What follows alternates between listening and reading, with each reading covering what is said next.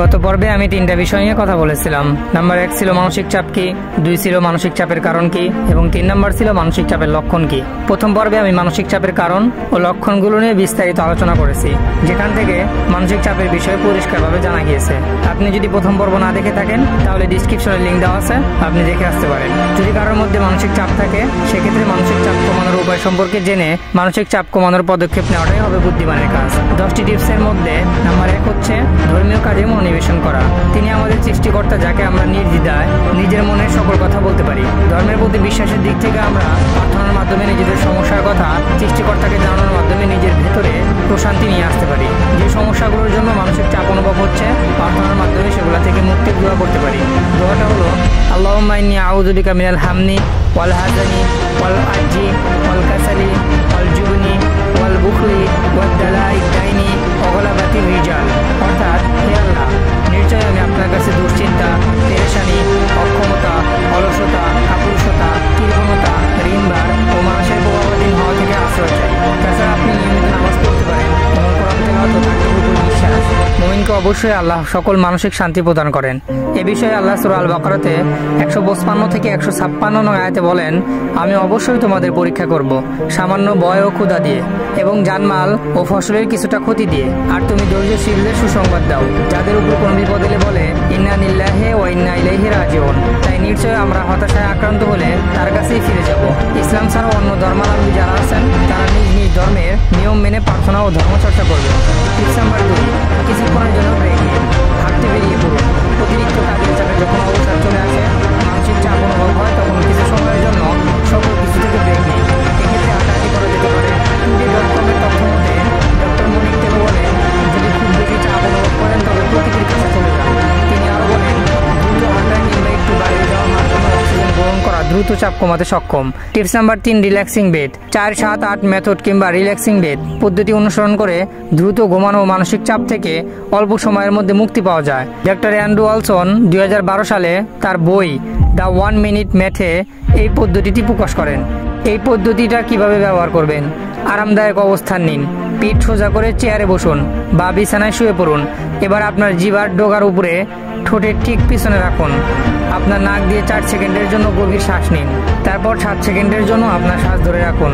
আপনার মুখ দিয়ে 8 সেকেন্ডের জন্য ধীরে ধীরে শ্বাস ছাড়ুন। এই চক্রটি 4 বার পুনরাবৃত্তি করুন। টিপস নাম্বার 4, পোষা প্রাণীর সাথে সময় কাটান। বিভিন্ন গবেষণায় দেখা গিয়েছে প্রাণীদের সাথে সময় কাটানোর মধ্য দিয়ে হিউম্যান বডিতে কর্টিসল নামক হরমোন নিঃসৃত হয়, যা মানসিক চাপ কমাতে সাহায্য করে। পোষা প্রাণীর মধ্যে কুকুর ও বিড়ালের সঙ্গে থাকলে মানুষের একাকিত্ব ও অবসাদ কমে বলে ধারণা করা হয়। এক্ষেত্রে যদি আপনার নিজস্ব পোষা প্রাণী হয় তবে খুব ভালো। তবে যদি না থাকে তাহলে আশেপাশের প্রাণীদের সাথে সময় কাটান।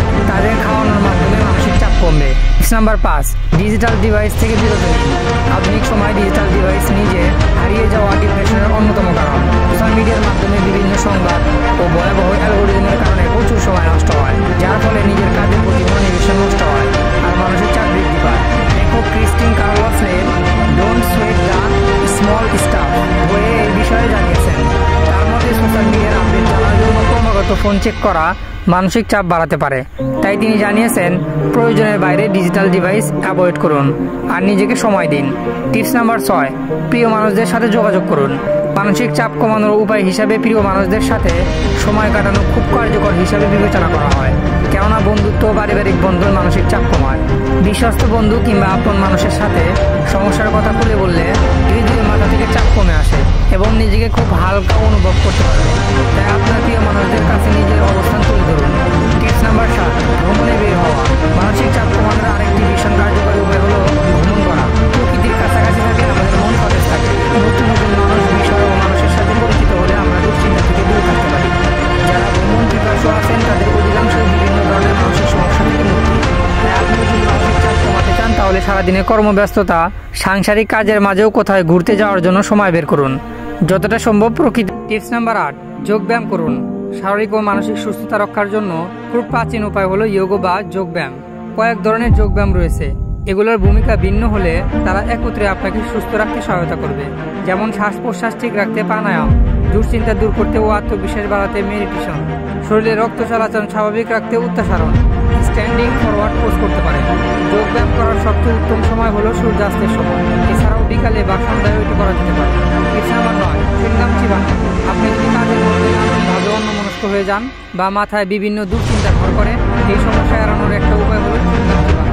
চুইংগাম চিবানোর সময় আমাদের মস্তিষ্কে অক্সিজেন সরবরাহ স্বাভাবিক থাকে, ফলে কাজে অধিকতর মনোযোগ দেওয়া যায়।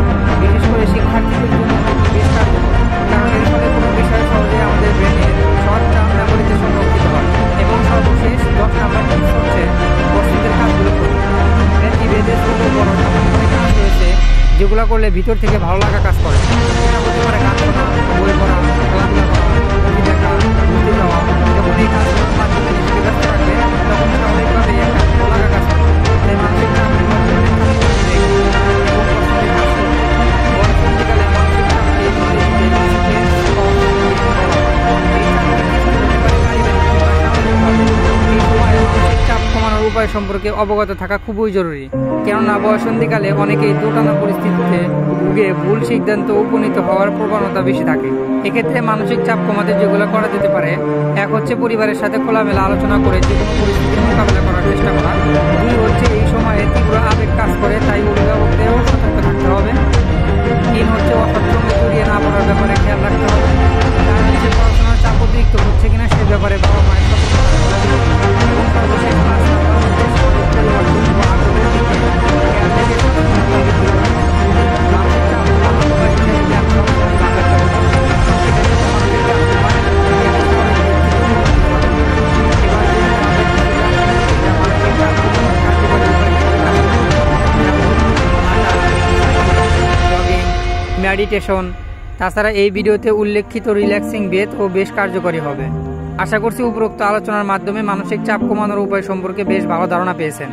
মানসিক চাপ এমন একটা রোগ যা ছোট বড় সকলের মধ্যেই দেখা দিতে পারে, তাই কোনো ব্যক্তির মানসিক চাপকে অবজ্ঞা না করে সমস্যার সমাধানে কাজ করুন। ভিডিওতে মানসিক চাপ কমানোর 10টি কার্যকরী উপায় অনুসরণ করুন এবং যদি মানসিক চাপের মাত্রা বেড়ে যায় তবে চিকিৎসকের পরামর্শ নিন, কেননা শারীরিক সুস্থতার পাশাপাশি মানসিক সুস্থতাও সমানভাবে গুরুত্ব পালন করে বেঁচে থাকা।